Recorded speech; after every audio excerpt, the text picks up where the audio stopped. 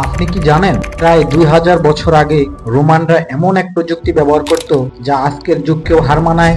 বিলাসিতা ছিল তাদের প্রতিদিনের জীবন, কিন্তু এত বড় শক্তিশালী সাম্রাজ্য ধসে গেল কিভাবে?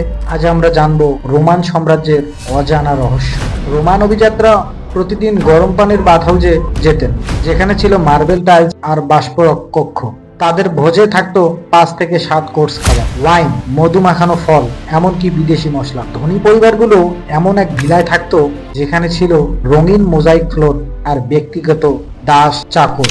রোমানরা এমন এক কংক্রিট বানিয়েছিল যা সমুদ্রের পানিতেও শক্ত থেকে গেছে 2000 বছর ধরে। এই রহস্য আজও বিজ্ঞানীদের অবাক করে।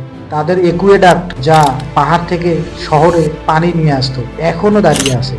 আর রোমান রাস্তা এত টেকসই ছিল যে ইউরোপের অনেক জায়গায় আজও সেই রাস্তা ব্যবহার হয়। সেনাদের জন্য তাদের তৈরি বেলিস্তা আর ক্যাটাপল্ট আধুনিক আর্টিলারির পূর্বসূরি ছিল।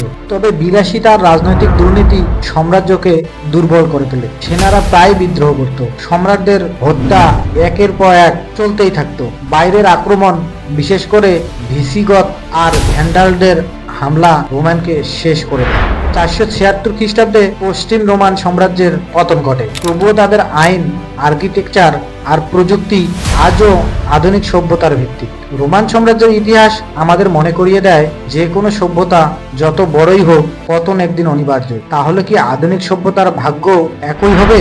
মন্তব্যে আপনার মতামত জানান, আর ইতিহাসের আরো রহস্য জানতে সাবস্ক্রাইব করুন।